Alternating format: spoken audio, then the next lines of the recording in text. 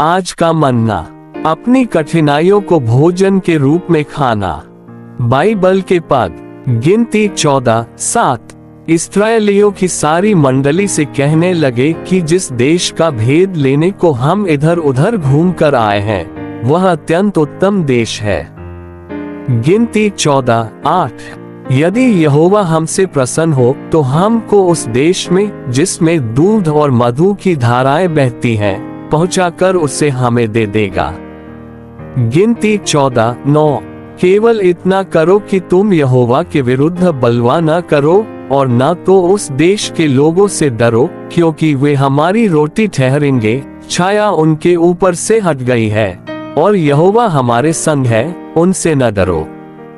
सेवकाई के शब्द, कालेब के संबंध में एक और उल्लेखनीय बात है।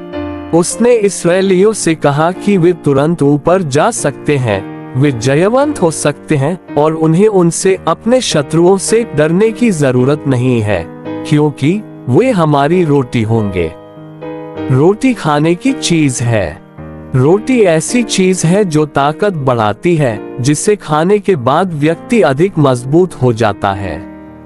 बेशक देश के निवासी बड़े कद के लोग थे, लेकिन कालेब की नजर में वे परमेश्वर के लोगों के लिए भोजन थे।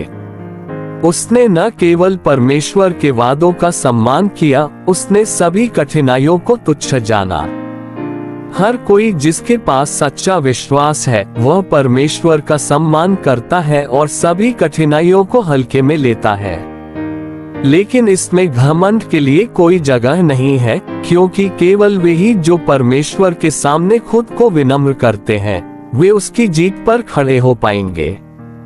हर बार जब आप किसी कठिनाई का सामना करते हैं, हर बार जब आप खुद को एक असंभव स्थिति में पाते हैं, तो अपने आप से यह सवाल पूछें, क्या मैं यहाँ भूखा मरने जा रहा हूँ या मैं खाने जा रहा हूँ?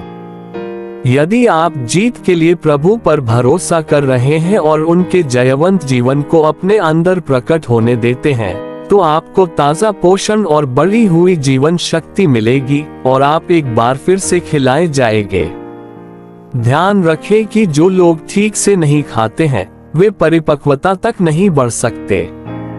हमारी रोटी केवल परमेश्वर का वचन नहीं है, हमारा भोजन केवल उसकी इच्छा पूरी करने के लिए नहीं है, हमारी रोटी अनाकिम हमारे रास्ते में आने वाली कठिनाइयां भी है।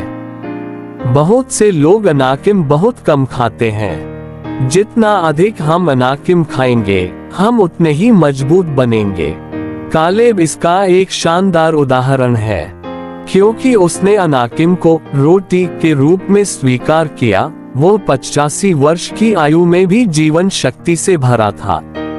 उसकी ताकत 85 वर्ष की आयु में भी उतनी ही थी जितनी 40 वर्ष की आयु में थी। इतने सारे अनाकिम को उसने वर्षों में आत्मसात कर लिया था कि उसका गठन इतना विकसित हो गया था कि उसमें उम्र का कोई निशान नहीं दिखता था। यह आत्मिक क्षेत्र में भी सच है। ऐसे लोग हैं जिन्होंने कठिनाई के बाद कठिनाई, प्रलोभन के बाद प्रलोभन का सामना किया और उन पर विजय प्राप्त की।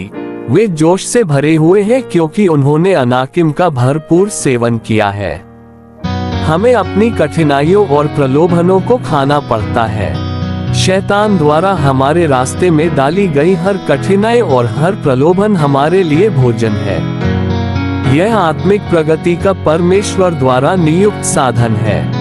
किसी भी परेशानी को देखकर उन लोगों के हृदय में डर पैदा हो जाता है जिनमें विश्वास नहीं है, लेकिन जो लोग उन पर भरोसा करते हैं वे कहते हैं, यह मेरा भोजन है। प्रभु की स्तुति और धन्यवाद। हमारे सभी परीक्षण बिना किसी अपवाद के हमारे लिए रोटी है।